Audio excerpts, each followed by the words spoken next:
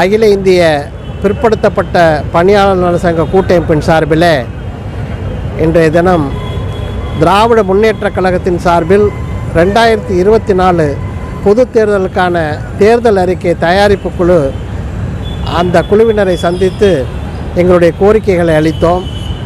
அந்த குழு மரியாதைக்குரிய திரு கனிமொழி அம்மையார் அவர்களுடைய தலைமையில் பல உறுப்பினர்களும் அதில் கலந்து கொண்டார்கள். திரு டி.கே.எஸ். இளங்கோவன், எம்.எம். அப்துல்லா எம்பி, அதே போல் எழிலரசன் எம்எல்ஏ, அதே போல்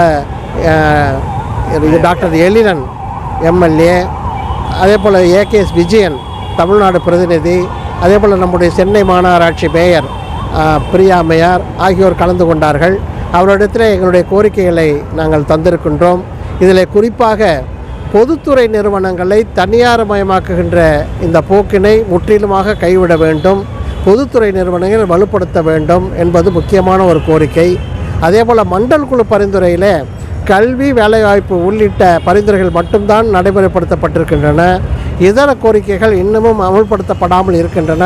அவற்றை அனைத்தும் அதிலே தனியார் துறையில் இடஒதுக்கீடு, நீதித்துறையில் இடஒதுக்கீடு, பதவி உயர்வில் இடஒதுக்கீடு போன்ற கோரிக்கைகள் எல்லாம் இருக்கின்றன. அவற்றையெல்லாம் நிறைவேற்ற வேண்டும்.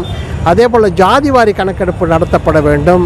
மேலும் மாநில அளவிலே நடைபெறுகின்ற ஒன்றிய அரசின் சார்பில் வங்கி, காப்பீட்டுத்துறை உள்ளிட்ட பொதுத்துறை நிறுவனங்களில் நடைபெறுகின்ற கிளார்க் பதவிகளுக்கு மாநில மொழி கட்டாயம் தெரிந்திருக்க வேண்டும் என்பதை உறுதியாக்க வேண்டும். காரணம், இன்றைக்கு அந்த மாநில மொழி கட்டாயம் இல்லாத காரணத்தினாலே வேற்று மொழி பேசுகின்ற அல்லது வேற்று மாநிலத்தை சார்ந்தவர்கள் அதிகம் இந்த வாய்ப்பை பயன்படுத்தி கொள்ளக்கூடிய நிலையில் தமிழ்நாட்டிலே படித்த இளைஞர்களுக்கு வாய்ப்பு மறுக்கப்படுகின்றது.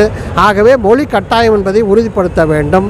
அதே போல் பிற்படுத்தப்பட்ட பட்டியலினம் பழங்குடி மக்களுக்கான இடஒதுக்கீடு சட்டம் தமிழ்நாட்டில் இருப்பது போன்று அந்த சட்டம் அங்கே நிறைவேற்ற வேண்டும் ஆகிய போன்ற முக்கியமான சில கோரிக்கைகளை இந்த குழுவினத்தில் அளித்தோம். இந்த கோரிக்கைகள் எல்லாம் நிச்சயமாக தேர்தல் அறிக்கையில் இடம்பெறுவதற்கு உறுதி செய்திருக்கின்றார்கள்.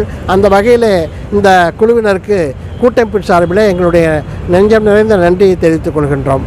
நன்றி, வணக்கம்.